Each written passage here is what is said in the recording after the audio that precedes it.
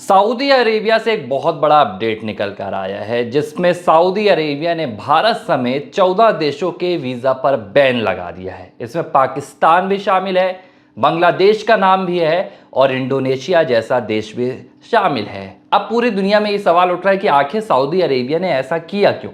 क्या कोई बड़ा राजनीतिक बदलाव सऊदी अरेबिया करने वाला है या अंतर्राष्ट्रीय स्तर पर कोई बड़ा फैसला? पूरी कहानी समझते हैं एबीसी हिंदी के इस पॉडकास्ट में। नमस्कार, एबीसी हिंदी देख रहे हैं आप, मैं हूं R Mohan Tiwari. Saudi Arabia का एक फैसला बीते दिन आता है जो दुनिया भर में चर्चा का विषय बन जाता है। चर्चा का विषय क्यों? क्योंकि ये फैसला बैन से संबंधित है और जब भी किसी भी अंतर्राष्ट्रीय मसले पर बैन जैसे शब्द का इस्तेमाल होता है तो वो चर्चाओं में आ ही जाता है।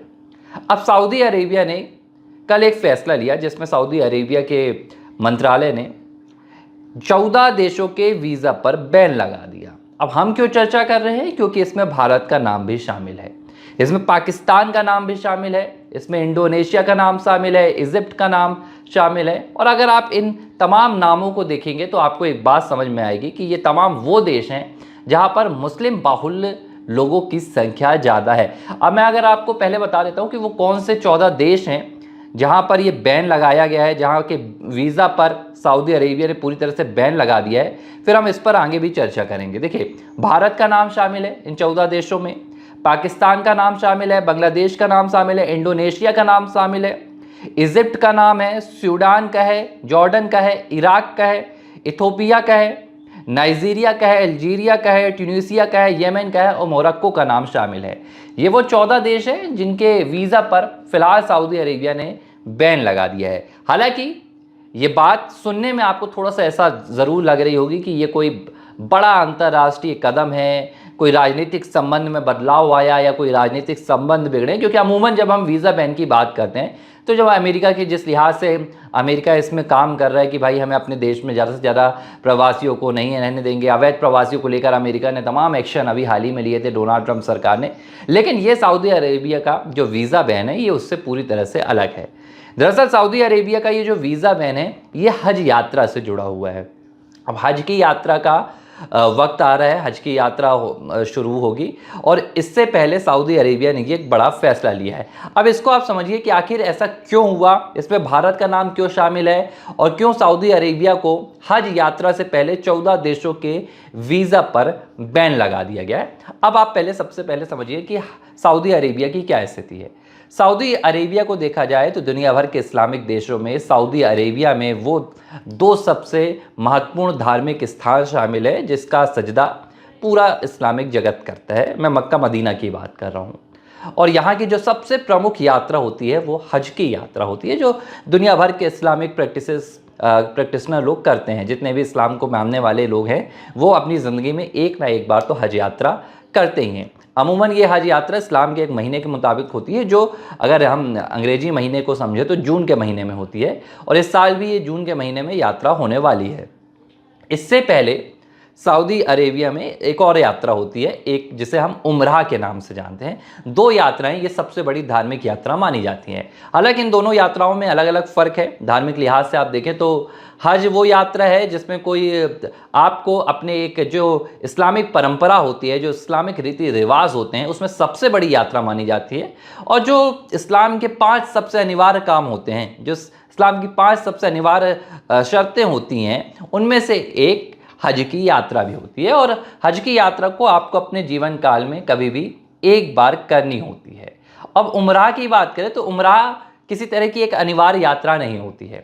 उम्राह भी हज की तरह ही यात्रा होती है, लेकिन इसे आप कभी भी कर सकते हैं अपने जीवन काल में, कितनी बार भी कर सकते हैं। और अगर आप नहीं भी करते हैं तो ये आपके लिए कोई अनिवार्य नहीं है, लेकिन इस्लाम मानने वालों के लिए हज तो अनिवार्य है। माना जाता है कि आपको हज की यात्रा करनी चाहिए। अब दोनों यात्राएं कहाँ पर होती हैं? दोनों यात्राएं होती हैं सऊदी अरेबिया में।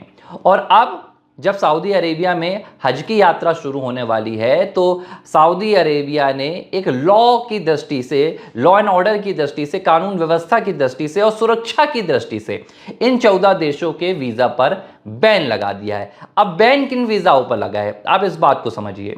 दरअसल दुनिया भर के तमाम इस्लामिक देशों से इस्लाम को मानने वाले हज की यात्रा के लिए सऊदी अरेबिया जाते हैं। लेकिन ऐसे में क्या होता है कि बहुत से ऐसे भी लोग हैं जो हज के नाम जो जाते तो सऊदी अरेबिया हैं, वो अपने दूसरे काम से जाते हैं। कोई डिप्लोमेटिक काम से जाता है, कोई बिजनेस मीटिंग के काम से जाता है, कोई विजिटिंग वीज़ा पर जाता है, कोई पर्सनल काम से जाता है। लेकिन जून के महीने में वे हज की यात्रा में भी चले जाते हैं, जिसके कारण कई बार सऊदी अरेबिया में देखा गया, सऊदी अरेबिया में, कि जो कानून व्यवस्था है वो बिगड़ती है। जो हज यात्रियों के लिए तमाम सुविधाएं सऊदी अरेबिया सरकार पहले से तय करती है वो बिगड़ती है। यहाँ तक कि अगर हम पिछले साल की बात करें तो साल 2024 में जब सऊदी अरेबिया में हज की यात्रा हुई तो इसमें 1300 लोगों की मौत भी हुई थी। इन 1300 लोगों की मौत, बहुत वहाँ पर गर्मी का माहौल रहता है, अचानक से ऐसा माहौल बन गया जिसमें लोगों को सांस लेने में तकलीफ हुई और 1300 लोगों ने अपनी जान भी गंवा दी। अब इसके बाद ही, इसी को देखते हुए इस साल सऊदी अरेबिया की सरकार ने यह बड़ा फैसला लिया है और इसमें कहा गया है कि जो लोग हज का वीज़ा लेकर आएंगे, हज के उद्देश्य से आएंगे, सिर्फ उन्हें ही वीज़ा अलाउ किया जाएगा।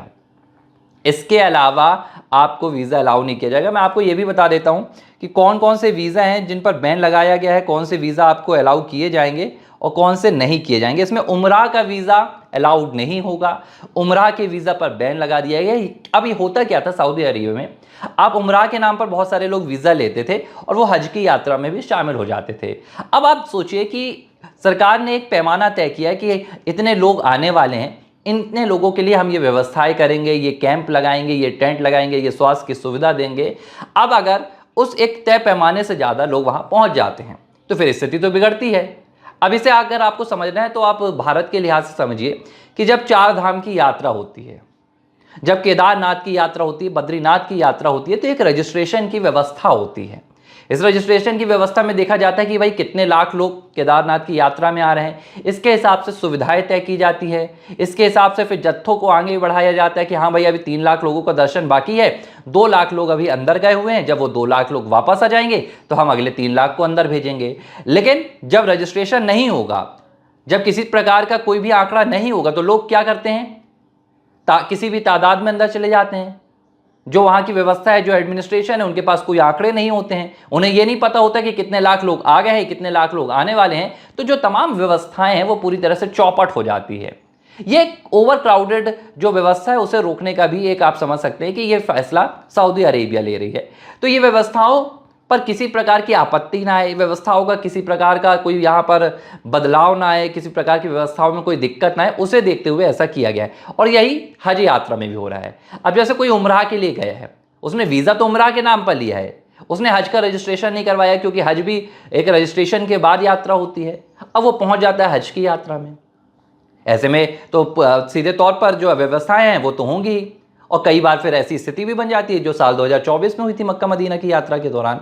तो उम्रा वीज़ा पर भी सऊदी अरेबिया ने बैन लगा दिया है। इसके बाद बिजनेस वीज़ा भी सऊदी अरेबिया अभी नहीं देगा, क्योंकि ये भी देखा गया कि आप बिजनेस के लिए जा रहे हैं, वहाँ जाने के बाद आप हज में पहुँच जाते हैं, तो इस वीज़ा पर भी सऊदी अरेबिया ने सीधे तौर पर बैन लगा दिया है। फिलहाल इस पर भी कोई वीज़ा नहीं दिया जाएगा। और जो तीसरा वीज़ा है वो फैमिली विजिट वीज़ा है, इस पर भी सऊदी अरेबिया फिलहाल कोई भी वीज़ा अलाउड नहीं करेगा। यानी कि आपको जो 13 अप्रैल है वो आखिरी तारीख है, 13 अप्रैल तक आप इन वीज़ा को ले सकते हैं, लेकिन 13 अप्रैल के बाद इस तरह का कोई भी वीज़ा आपको नहीं मिलेगा। और फिर मिड जून के बाद जब यह हज यात्रा समाप्त हो जाएगी, जब किसी तरह की कोई भी यहाँ पर असुविधा की स्थिति नहीं रहेगी, तब आपको ये वाला वीज़ा भी मिल सकता है। इसके अलावा फिलहाल आपको कौन से वीज़ा मिल सकते हैं? हज यात्रा के लिए आपको किसी तरह का रोकथाम यहाँ पर नहीं है, किसी तरह की पाबंदी नहीं। इन 14 देश के लोग हज यात्रा के लिए अप्लाई कर सकते हैं, इन्हें हज के लिए वीज़ा मिलेगा। इसके अलावा डिप्लोमेटिक और ऑफिशियल वीज़ा भी मिल सकता है। अगर कोई आप राजनयिक हैं या आप किसी देश के किसी विशेष काम से जा रहे हैं, किसी प्रकार का राजनीतिक संबंध या किसी प्रकार का सरकार से बातचीत का, तब आपको ये वीज़ा मिल जाएगा। और तीसरा जो वीज़ा है रेसिडेंशियल वीज़ा, अगर वहाँ के आप रेसिडेंशियल हैं, आप किसी और दूसरे देश में हैं और आपके पास रेसिडेंशियल वीज़ा है, तो ये आपको मिल जाएगा। लेकिन इनके अलावा आपको दूसरे कोई भी वीज़ा नहीं मिलेंगे। और ये खास बात ये भी है जो सरकार ने कही है सऊदी अरेबिया के, कि अगर आप किसी तरह इन वीज़ा नियमों का उल्लंघन करते हुए पाए जाते हैं, यानी कि अगर आप दूसरे वीज़ा पर जाते हैं और आप हज की यात्रा करते हैं, तो 5 साल के लिए सऊदी अरेबिया की सरकार सऊदी अरेबिया में आपकी एंट्री पर बैन भी लगा देगी। तो ये पूरा मसला किसी तरह का राजनीतिक नहीं है, किसी तरह का अंतर्राष्ट्रीय संबंधों से संबंधित नहीं है, लेकिन जो हज की यात्रा होने वाली है उस हज की यात्रा की व्यवस्थाओं को देखते हुए लिया गया है। ABC हिंदी न्यूज, आज ही जुड़िए हर खबर के साथ